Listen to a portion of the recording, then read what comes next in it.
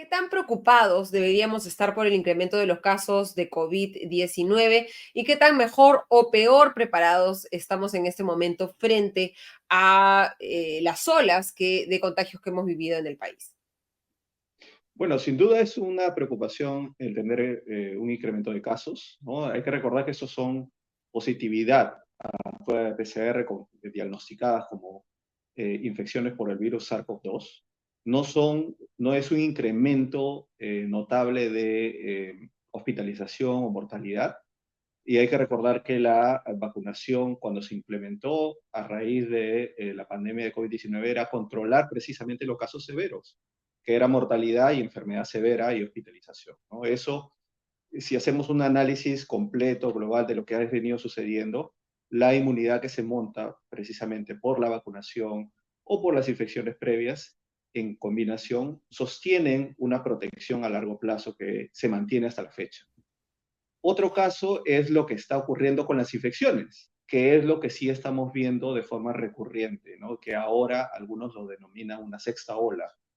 Y en realidad se está refiriendo a las infecciones que ocurren rutinariamente, esas infecciones que progresan como una enfermedad leve, bastante leve. Y hay que recordar que el virus apareció, emergió y ha venido para quedarse. Este va a ser una enfermedad o va a ser un virus que va a estar presente y que va a ser parte de las infecciones respiratorias que vamos a tener de aquí hacia adelante, a futuro. Es un virus que ha venido para quedarse, así que las infecciones difícilmente la vamos a poder erradicar. Cada cierto tiempo vamos a tener un incremento de casos como lo que estamos viendo actualmente, ¿no? Mientras no tengamos un incremento de casos severos, de mortalidad, yo creo que es cierto que la vacunación debe reforzarse, los protocolos de vacunación, las vacunas deben actualizarse, que es algo que vamos a hablar también, Ujú. porque conforme el virus va evolucionando en el tiempo, las vacunas tienen que ir de la mano, ¿no? Para precisamente mantener esa protección que estamos observando hasta el momento. ¿Coincidirías entonces tú con el diagnóstico que ha hecho el director general del Centro Nacional de Epidemiología, Prevención y Control de Enfermedades, César Munaico, del Ministerio de Salud, respecto a que estamos en una etapa una etapa endémica y no una etapa de pandemia, que es lo que tuvimos que sobrevivir durante unos años? Sí, sí, esto no es de ahora, esto ya viene desde hace un tiempo, ya cuando vemos una caída notable de los casos severos, estamos a la entrada de una fase endémica. Ahora, lo que hay que hacer énfasis en esa parte es que el hecho de que tengamos una endemia no significa que sea algo bueno, porque la endemia implica que el virus está circulando, está presente y precisamente los que van a estar más afectados son aquellos en mayor susceptibilidad a la infección, ¿no? Que son, ya sabemos quiénes son los adultos mayores, que tienen alguna comorbilidad. Por más que la vacuna haya conferido protección, esa inmunidad precisamente por los individuos que tienen un mayor grado de lo que nosotros denominamos una senescencia inmunológica, lo que significa que su inmunidad es bastante avanzada conforme a su edad, los hace más susceptibles a este tipo de infección, ¿no? Entonces, eso hay que recordar. Estamos en una fase endémica, es cierto, ya desde hace un tiempo, pero el hecho de que estemos en una fase endémica no significa que estemos pues, libres de una enfermedad y que se incrementen los casos como lo estamos viendo actualmente.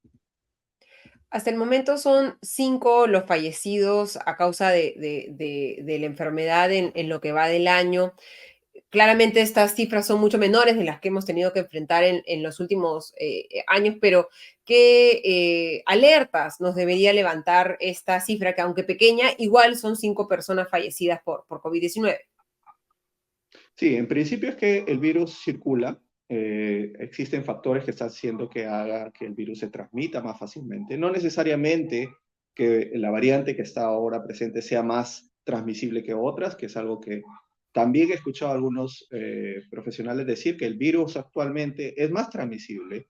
Y recordemos que la transmisión no solamente depende del virus que está circulando, sino depende de muchos factores, de la inmunidad, del movimiento de las personas, del clima mismo, de la temperatura, hace que coadyuven estos factores y se incrementen los casos, ¿no? Entonces, en este caso tenemos, por supuesto, la emergencia de JN1, que es una de las variantes que está circulando y que está circulando en el mundo, pero hay otros factores que contribuyen a esa mayor transmisibilidad del virus.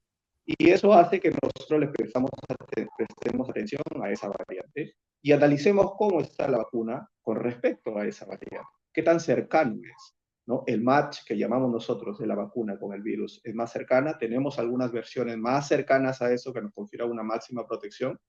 Y bueno, lo que tenemos a la fecha es que sí existen vacunas mucho más cercanas a esta JN1 y a sus linajes cercanas, de lo que correspondería a ser las bivalentes que estamos usando en el país. Entonces, aquí sí es un llamado a las autoridades a que si se va a adquirir, no, no, porque entiendo, adquirir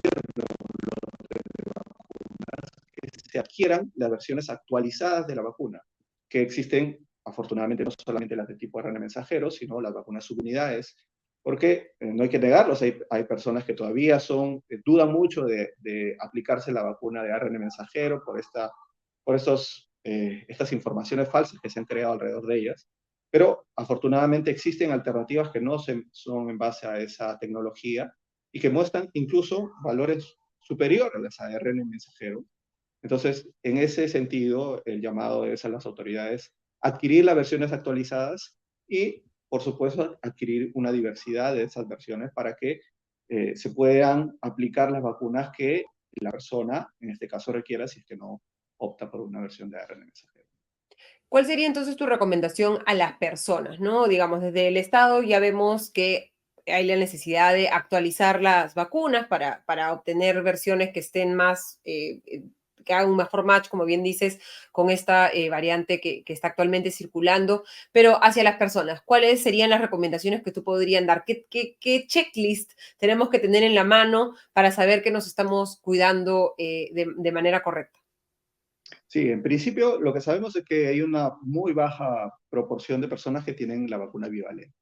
Ese porcentaje hay que incrementarlo. Entonces, el llamado a las personas es que si es que no tienen las vacunas bivalentes, vayan, acudan a vacunarse. En principio, por más que es cierto que tengamos en otros países una versión más actualizada, lo que tenemos ahora es la vacuna bivalente, es una vacuna que funciona, que tiene una capacidad de protección, así que es mejor tener esa vacuna a no tener una protección.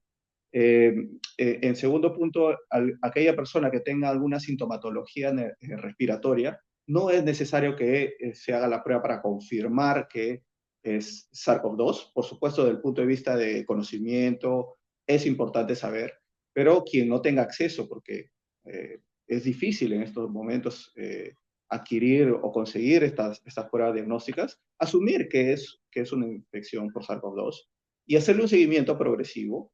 Si la sintomatología es leve, la recomendación es un antiinflamatorio y acudir al médico si está dentro de los alcances. Hacer descanso, digamos, tratar de reducir la rutina diaria de las personas, porque eso hace que uno se descompense eventualmente. Ya sabemos que la gran mayoría de personas tenemos cierto grado de inmunidad, así que eso nos da un buen pronóstico desde el punto de vista de evolución de la enfermedad, pero eso no implica que la tomemos a la ligera y tomemos ciertas medidas. La hidratación es fundamental. En estos casos de infecciones siempre hay un grado de fiebre y malestar general. Entonces la hidratación es fundamental y si es necesario, un antiinflamatorio, los mismos que se usaban en los casos previos, un paracetamol o un antiinflamatorio de primera línea es más que suficiente. Y si en caso esta enfermedad comienza a progresar, por supuesto, acudir al médico.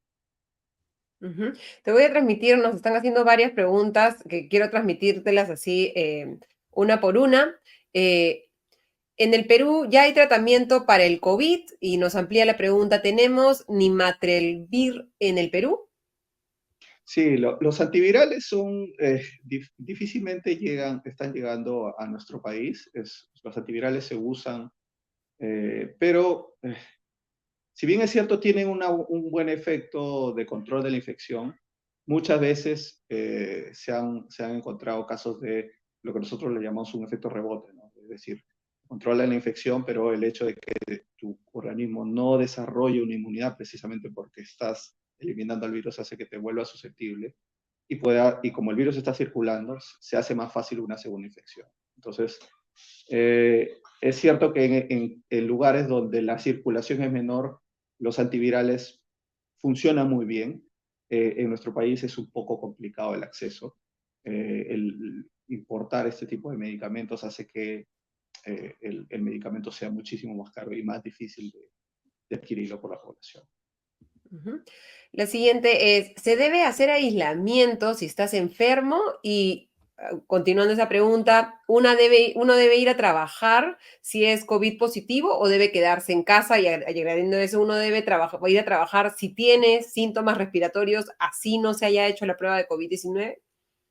Sí, lo que yo recomendaría en general una enfermedad respiratoria, que claramente uno tiene una sintomatología y tiene secreción nasal, tos recurrente, permanente.